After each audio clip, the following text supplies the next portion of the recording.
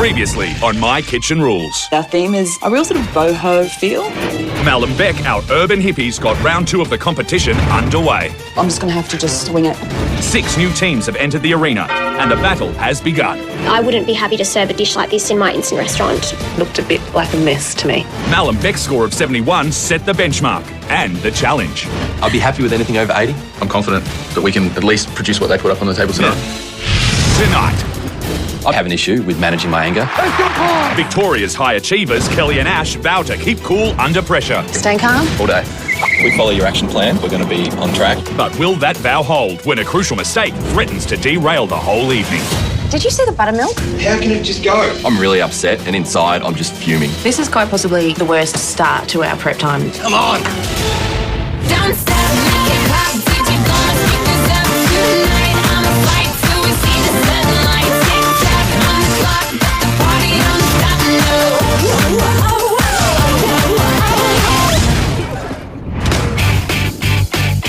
Tonight, My Kitchen Rules is in Victoria, in the southeast Melbourne suburb of Rowville, where contestants Kelly and Ash are off and racing in their instant restaurant challenge. Spring Racing Carnival is very Melbourne. We just want a theme that really represents our state. Kel, let's set these horses up in the corner. I reckon they're going to look great sticking over the fence. The main reason we're theming it this way is to get people excited and enthusiastic about our event. When you go to the races, that's how you feel. All right, Kel, let's do it. Staying calm. All day.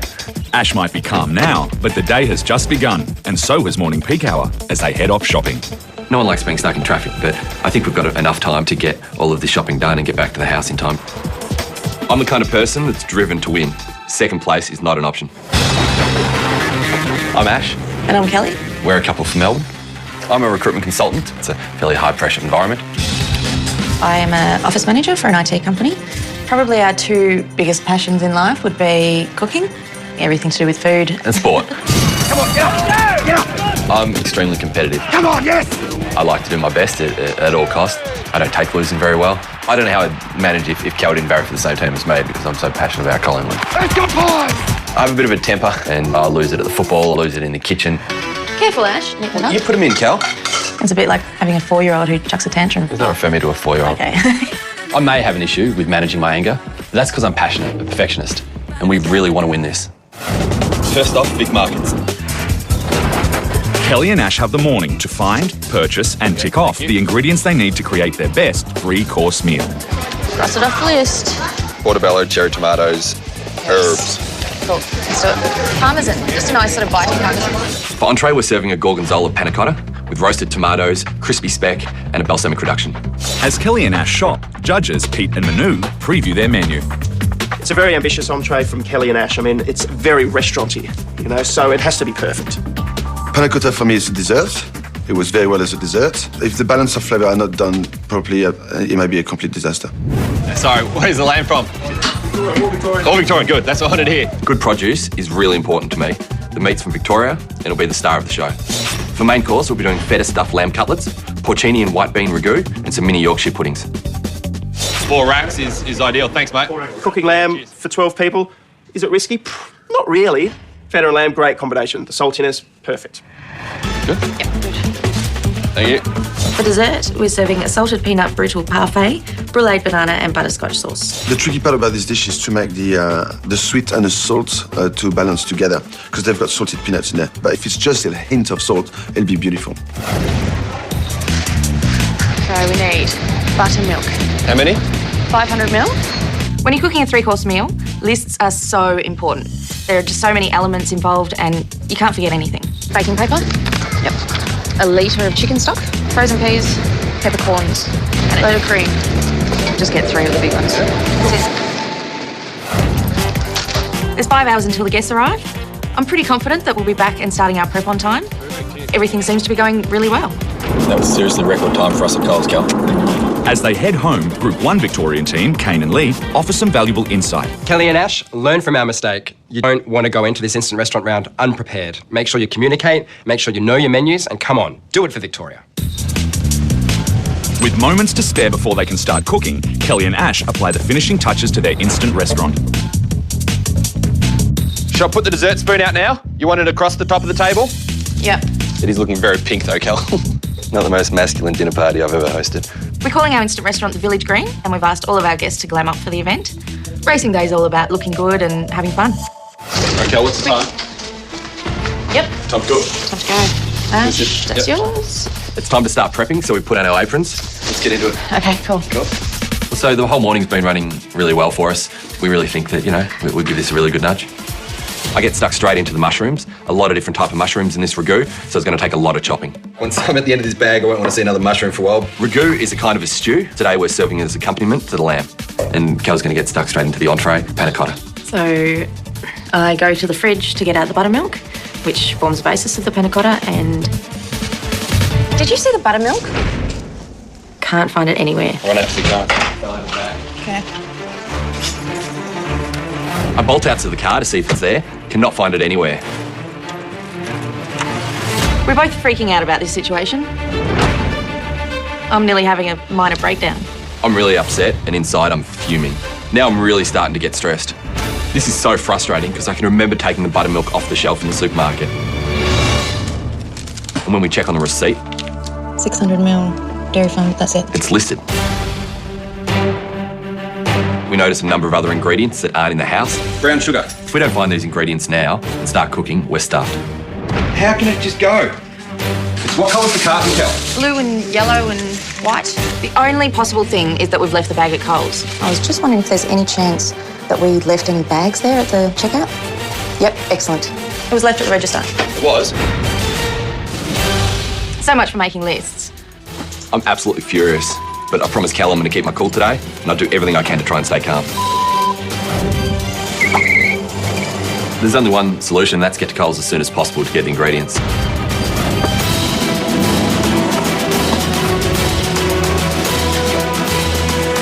Apparently I left a bag of shopping here, mate. 2 bags. 2 bags.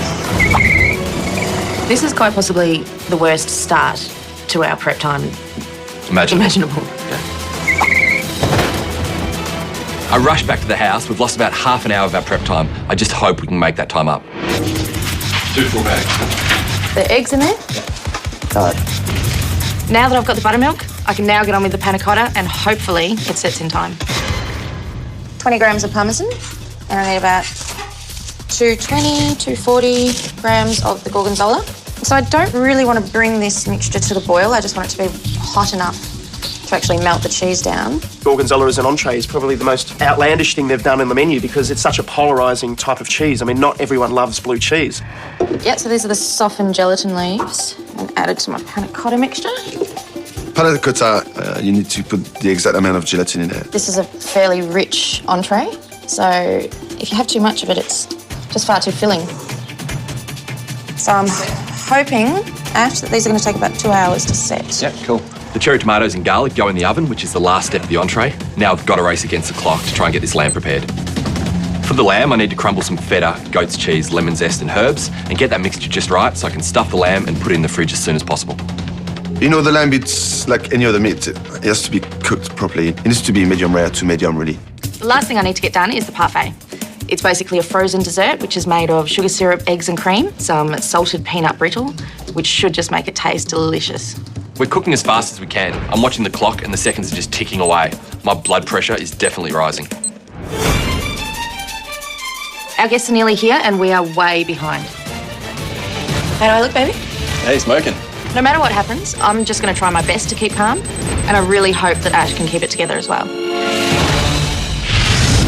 Coming up, I'd back Kelly and Ash for winners in this competition. the pressure is mounting for Kelly and Ash. Oh my gosh. But will they fall at the first hurdle? At this stage, there is no backup plan. Where's the drum roll? In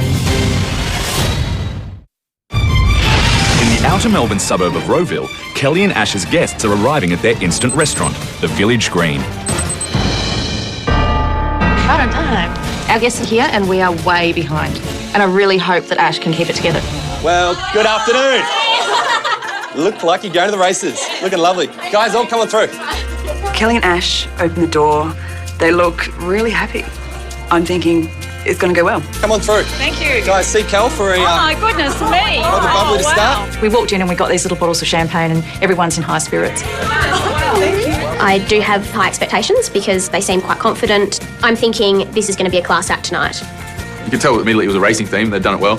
There was individually tailored placemats with numbers, and then there was a couple of freaky-looking horses staring at us. Attach it to your lapel. Thank you. Likewise. I've got good intentions for them to pull off a really good evening, but at the back of my mind there's a little voice saying, yeah, it's just something, I hope something messes up for them. Guys, get comfortable. We'll get back to doing what we hopefully do best and get some food ready for you. Enjoy. Here's Melbourne up.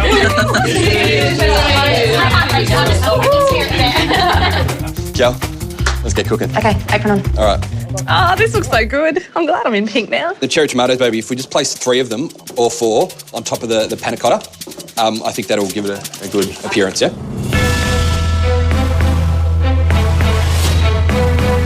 We've had our ups and downs now. How do you think we rated them? I think we looked all right. I don't think we've given it away that we've had a disastrous afternoon.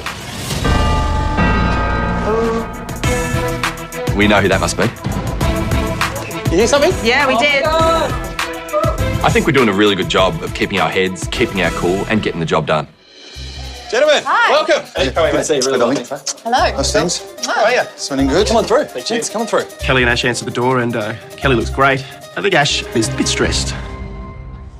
Have a look at this, eh? Big rose for your lapel. Oh, thank you. Find one of the lovely ladies on the table. I'm sure they'll show you how to do it. Manu. Thank you. Big rose for your lapel. Oh, thanks, love. Quite pleased, I guess, to have the opportunity to sit next to Pete and Manu for the night and get to know them. So, yeah, very happy with our seating. We're pretty happy with where we're sitting. Close to the beer, within earshot of the judges. Yeah, but not too close. No. Yeah.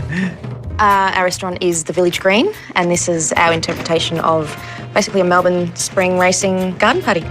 So we You hope hadn't you guessed. enjoy. To be honest, I didn't actually understand how the name Village Green is something to do with racing. You're welcome. Thank you. Racing guide. I thought it was a great presentation of the menu. Yeah, the menu looked amazing. Cheers. Thank you. So, what do we think about the menu? Gorgonzola panna cotta. With the blue cheese, for me, I don't really like the mouldy taste, to be honest. I prefer it to be mild. I'm not a real fan of the real heavy blue cheese. I'm excited. Gorgonzola is my favourite cheese, so I think if these guys can pull this entree off, they're going to be off to a great start. So beautiful, like just at the campsite. I think overall they seem quite easy to please, as in there doesn't seem to be anyone really fussy. What's the backup plan if the panna cotta's not set? At this stage, there is no backup plan. Those panna cottas have to be set. There's not a lot we can do. Otherwise, we've got no entree to present. Simple as that. I've chopped up some speck, which is cured ham, and I've fried it off in the pan until it's nice and crispy. The tomatoes have been roasting in the oven, so they're ready to go as well. Yep, I reckon they're done. Done? Take them off. Yep. I'm going to check the panna cottas, babe. Well, the moment of truth has arrived, and I'm about to test if the panna cotta has actually set in the fridge. Oh my gosh. Bonsoir. Oh, Manu, how are you? Welcome to the kitchen. Just at that moment, Manu walks in and happy to look on and see the panna cottas come out of the mould. Where's the drum roll? You need to have the right amount of gelatin in there, so it's not too hard or not too soft. Also, the gelatin can split.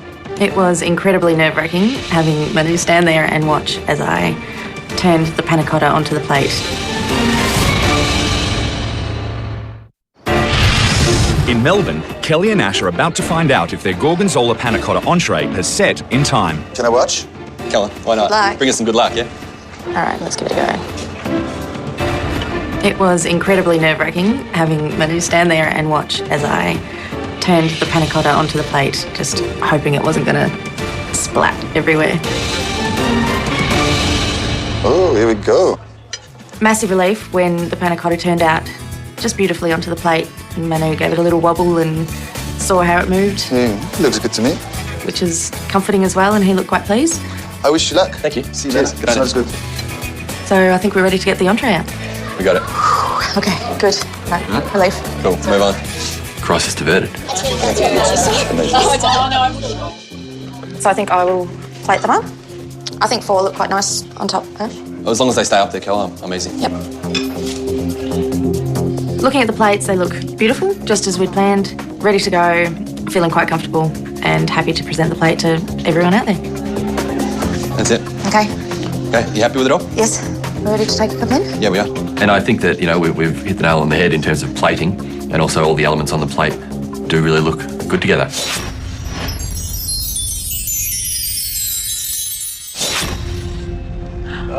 Wow.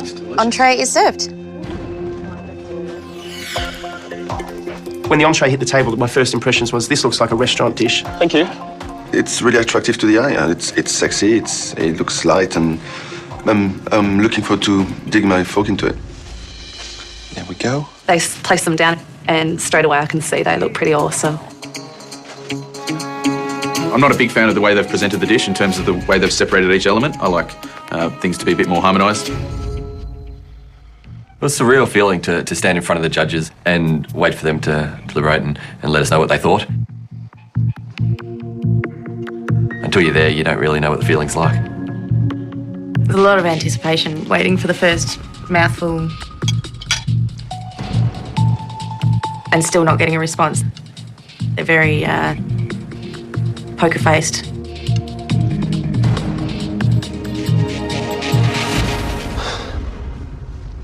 Kelly and Ash, you've made this before? Mm-hmm. There's another cheese in there, Parmesan. Mm-hmm.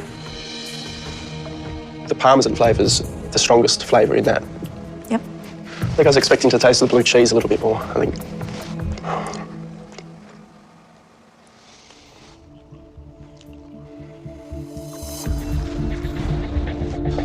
Kelly and Ash,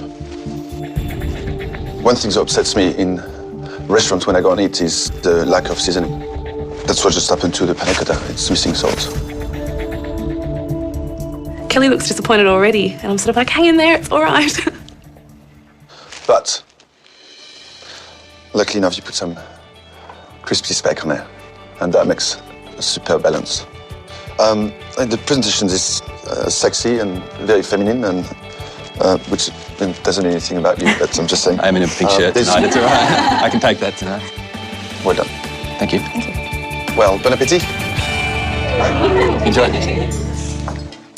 For me, the first mouthful's filled with trepidation for the punchy blue cheese flavour to come through. The first thing that I notice is that it's not really there. Is anyone getting the Parmesan? I'm definitely getting Parmesan as well. Definitely. The reactions around the table are pretty mixed. Obviously, those of us that love gorgonzola are disappointed. Those members of the teams that don't like gorgonzola are obviously very happy, or they seem happy anyway. Manu had me going when he was saying that it lacked the salt. The last thing I want to do is serve these judges something that's not seasoned properly. And the first comment comes back that it wasn't seasoned properly, but the dish works together. I'm happy with that. You're happy with that. I'm happy with what they've said. The dish's saving grace was that when you combined all the elements on the plate in one mouthful, they combined really well together. They did. They worked really well. Really? First course down. Oh, God. Cheers. Cheers. Feeling good about the response we got. We're over the first hurdle and now off the main. We're serving lamb cutlets to the guests. We like to have them medium rare. I think most people do.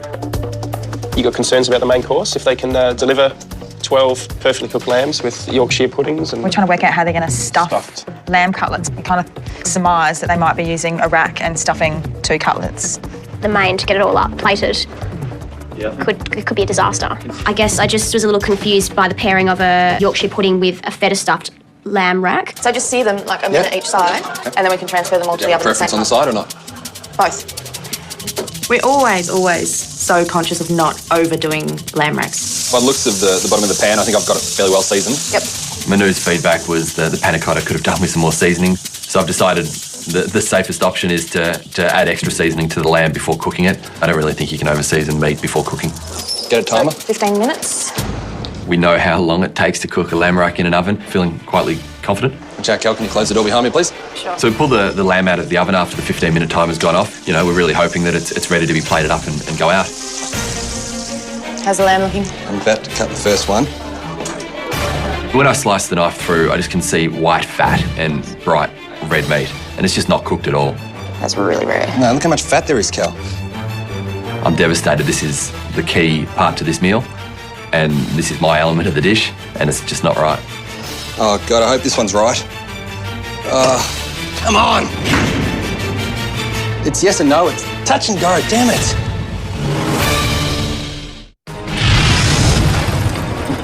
That's really rare. No, look how much fat there is, Cal. I'm devastated. The lamb's the hero of this dish. It's my responsibility to get it right, and it's just not cooked. The middle of it's all too raw. So it's going to need to go back in the oven for at least another 5-10 minutes. Waiting for the lamb to cook, Kelly plates up the pea crush and mushroom ragu. We'll do this one first. Cal, remember like last time, I think less is better. We don't want too much on the plate. Smells good. After the lamb was in the oven for another 5 minutes, so pull it out. It's looking like it's got more colour to it now, which makes me really happy. Yorkshire puds. I think they're looking good, Cal. Yeah. So I think that's fine. That's good. Yeah, nice. Yeah, good. Yep. I'll plate that up straight away. Nice. Hey? That looks nice. It's not as good as I was hoping, but look, I think it's presentable. Let's see what everyone else thinks. Yep. I think we're just a bit flustered. We just want this lamb ready and out on the table. I just hope that our guests like lamb cooked the way we do.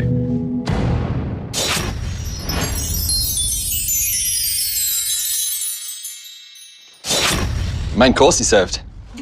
When Kelly and Ash put the plates in front of the judges, I can see that the mood's definitely changed between the two of them. There's not that calm coolness anymore. Thank you. As I serve the main course, and under a different light in the dining room, I can just tell that some of that lamb just isn't cooked enough. As the lamb's put in front of me and I see that my piece of lamb is raw, I'm absolutely terrified.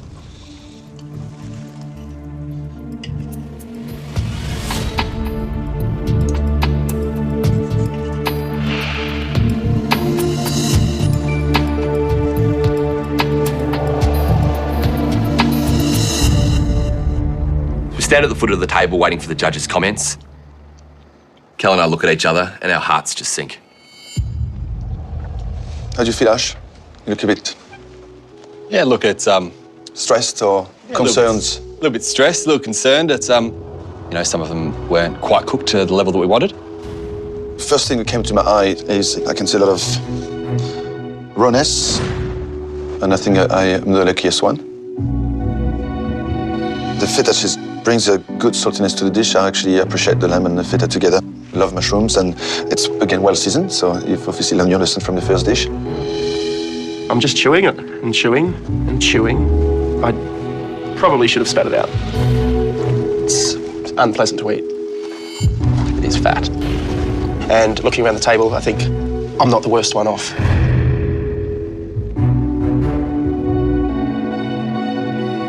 I wouldn't really call it pink, I'd call it raw.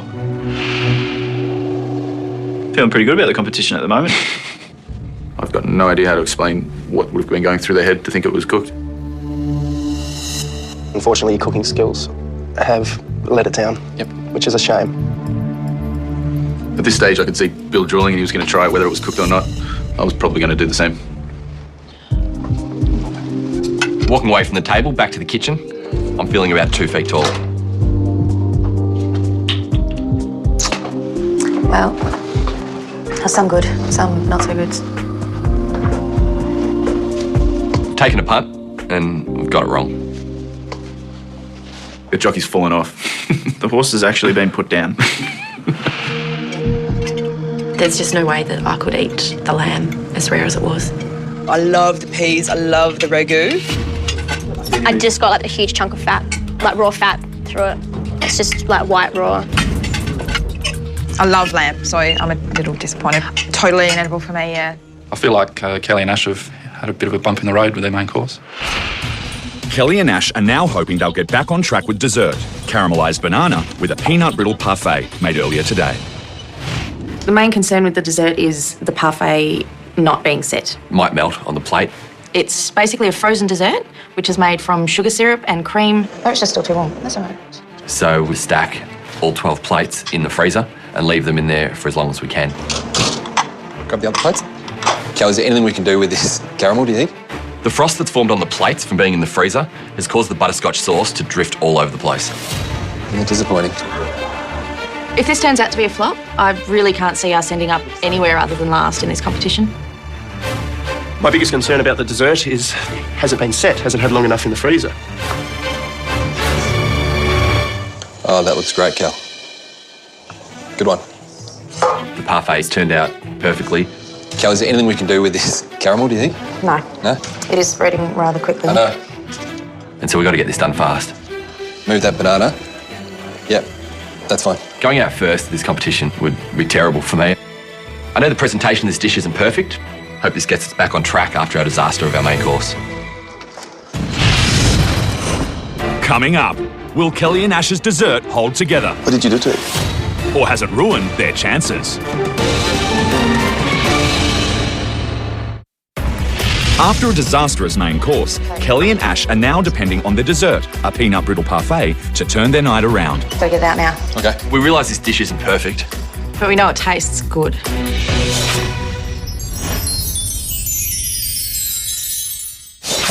Thank you.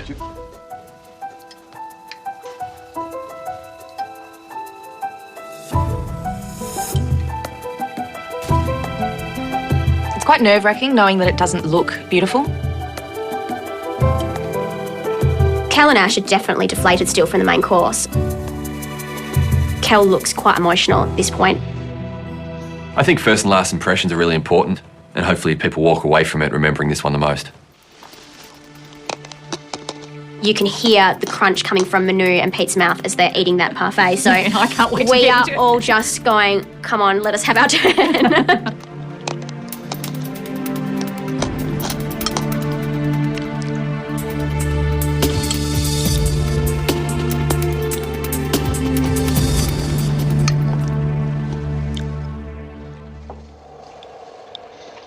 Whose dessert is this?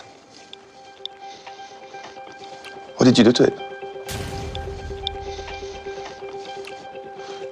It's beautiful. That parfait is just yum. Just love it. The presentation is it's a bit let down, I suppose. But yeah, have you got some more in the kitchen? I'll have another. Might be a little bit There is more. some actually, yeah.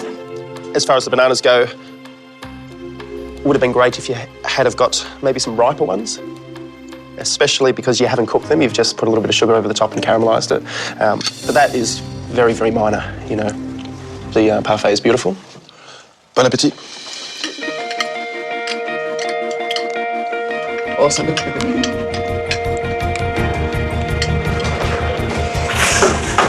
Finally. We got one right, babe.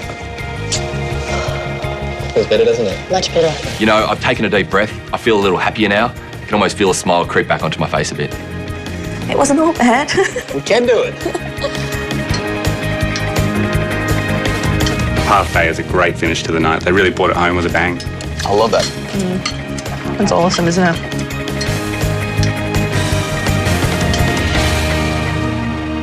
I'd probably say 8. Out of 10? You give yourself for that? I have to agree with you.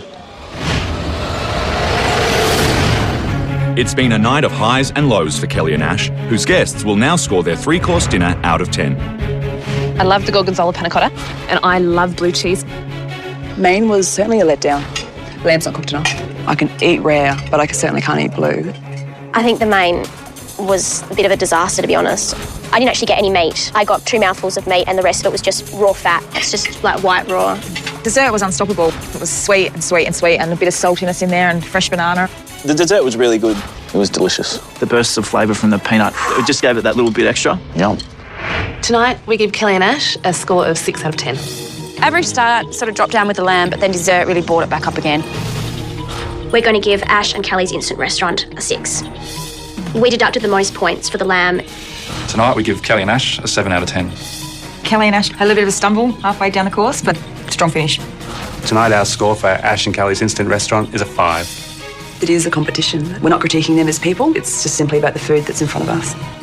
Tonight we're going to give Kel and Ash a 7. I think they made a few mistakes in terms of the way they cooked their main, but otherwise I think they did a great job. I know that we put up a really nice tasting dessert, so I'm actually starting to smile. Now I have to face the music.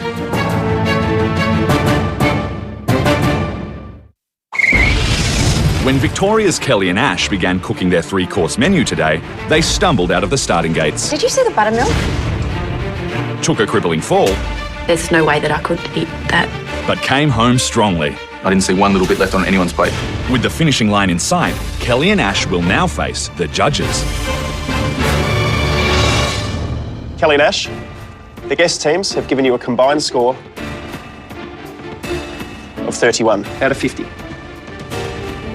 It's just about what we estimated we'd get if we scored ourselves. Maybe just on the lower end of that.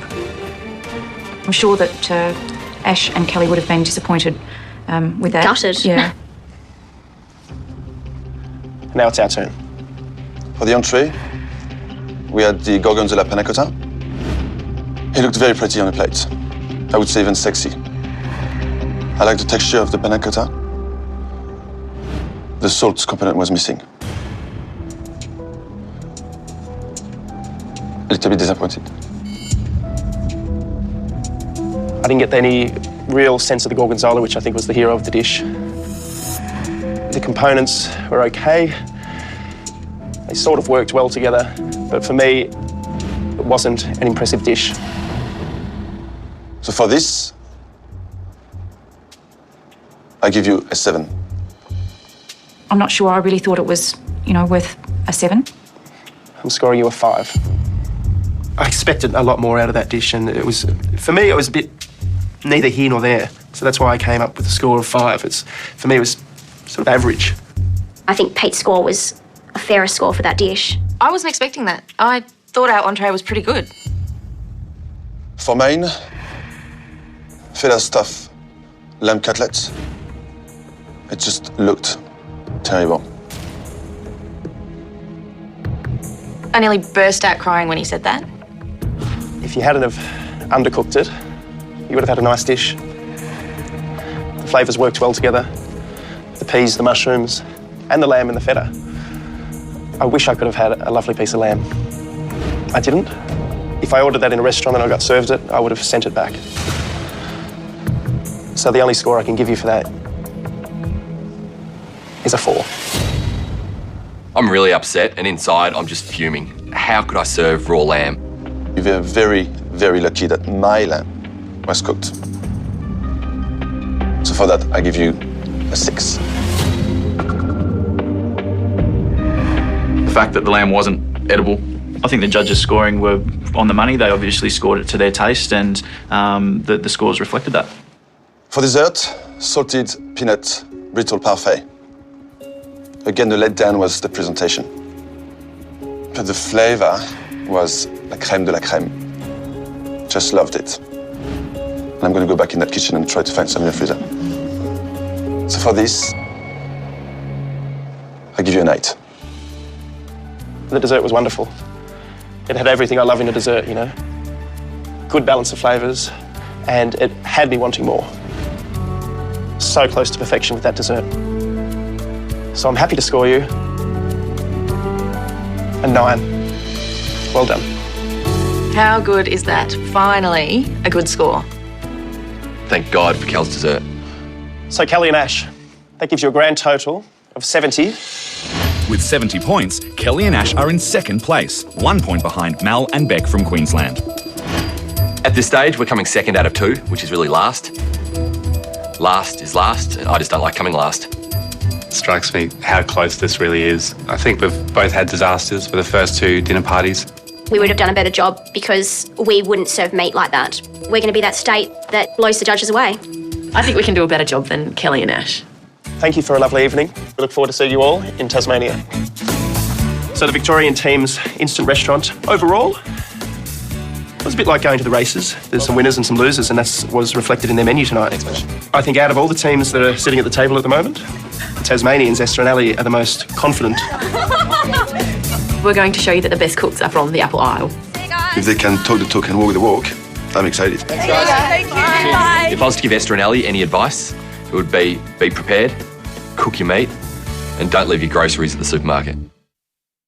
Tomorrow on My Kitchen Rules, the competition toughens up with the 2 cops from Tasmania. Boys, go move! And they pull out all stops to impress their guests. Oh my gosh, I'm nearly shaking. I'm so nervous. It succeeds with some. Wonderful. You taught me something tonight. But others sharpen their knives. No, I don't really think that was a very enjoyable meal. I think Kelly and Ash have definitely got a game plan. This is a competition. Someone is going to be eliminated and it's getting pretty close to that point.